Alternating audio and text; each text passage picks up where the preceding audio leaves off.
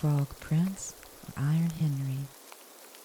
In old times, when wishing still helped one, there lived a king whose daughters were all beautiful.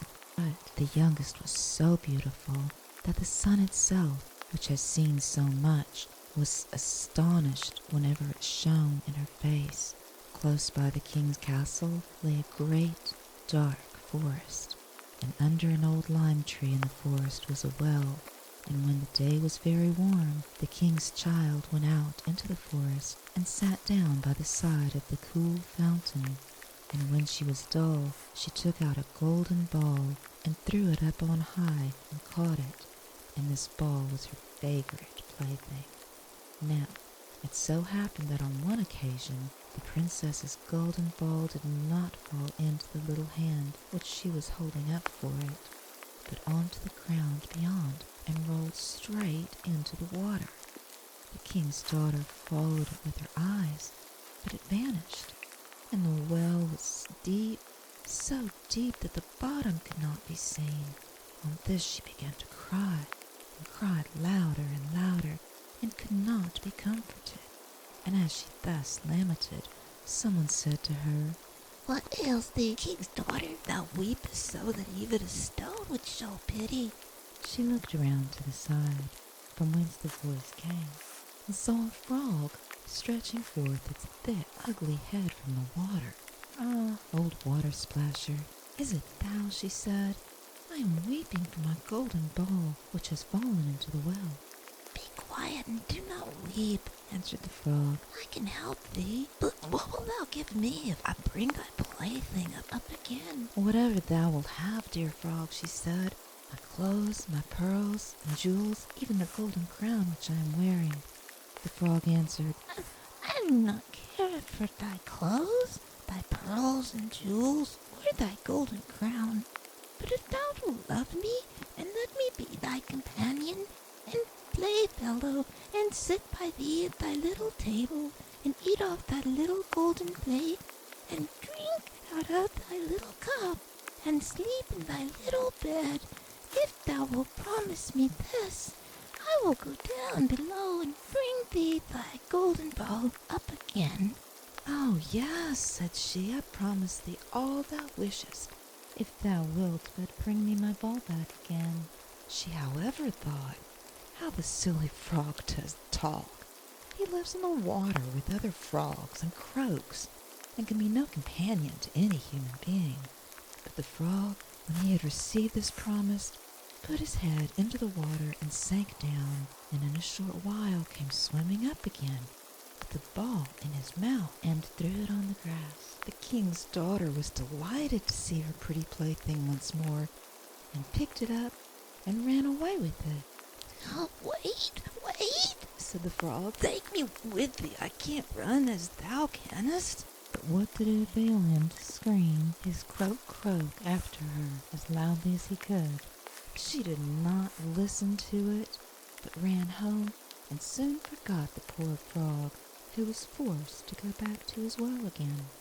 The next day, when she had seated herself at table with the king and all the courtiers, and was eating from her little golden plate, something came creeping Splish, splash, splish, splash, up the marble staircase, and when it had got to the top, it knocked at the door and cried, "Princess, youngest princess, open the door for me." She ran to see who was outside, but when she opened the door, there sat the frog in front of it.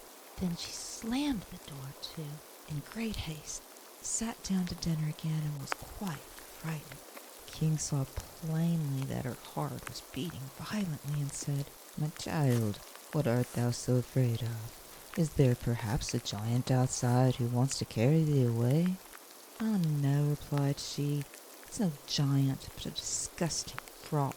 "What does a frog want with thee?" "Ah, dear father, yesterday, as I was in the forest, sitting by the well, playing, my golden ball fell into the water, and because I cried so, the frog brought it out again for me, and because he so insisted, I promised he should be my companion, but I never thought he'd be able to come out of the water, and now he's outside there and wants to come into me." In the meantime, it knocked a second time and cried, Princess, youngest princess, open the door for me. Wilt thou knowest what thou said to me yesterday by the cool waters of the fountain? Princess, youngest princess, open the door for me. Then said the king, That which thou hast promised must thou perform. Go and let him in. She went and opened the door, and the frog hopped in and followed her, step by step, to her chair. Then he sat and cried. Lift me up beside thee. She delayed until at last the king commanded her to do it. When the frog was once on the chair, he wanted to be on the table. And when he was on the table, he said, Now push that thy little gold plate near to me, that we may eat together. She did this, but it was easy to see that she did not do it willingly. The frog enjoyed what he ate, but almost every mouthful she took choked her. At length he said, I've eaten. I'm satisfied. Now I'm tired. Carry me up to thy room and make thy little silken bed ready, and we'll both lie down and go to sleep. The king's daughter began to cry, for she was afraid of the cold frog, which she did not like to touch, and which was now to sleep in her pretty, clean little bed. But the king grew angry and said, He who helped thee when thou wert in trouble ought not afterwards to be despised by thee. So she took hold of the frog with 2 fingers and carried him upstairs and put him in a corner. But when she was in bed, he cried to her, I'm tired. I want to go to sleep as well as thou. Lift me up, or I will tell thy father. Then she was terribly angry, took him up and threw him with all her might against the wall. Now will thou be quiet, odious frog, she said. But when he fell down, he was no frog, but a king's son with beautiful, kind eyes.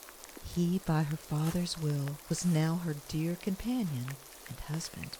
Then he told her how he had been bewitched by a wicked witch, and how no one could have delivered him from the well but herself, and that tomorrow they would go together to his kingdom. Then they went to sleep, and next morning, when the sun awoke them, the carriage came driving up with 8 white horses, which had white ostrich feathers on their heads, and were harnessed with golden chains. And behind stood the young king's servant, Faithful Henry. Faithful Henry had been so unhappy when his master was changed into a frog that he had caused 3 iron bands to be laid round his heart, lest it should burst with grief and sadness. The carriage was to conduct the young king into his kingdom. Faithful Henry helped them both in, and placed himself behind again, and was full of joy because of this deliverance. And when they had driven a part of the way, the king's son heard a cracking behind him, as if something had broken. So he turned round and cried, Henry, the carriage is breaking.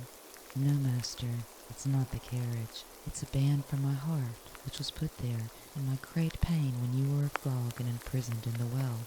Again, and once again, when they were on their way, something cracked, and each time the king's son thought the carriage was breaking, but it was only the bands which were springing from the heart of Faithful Henry because his master was set free and was happy. End of story number 1.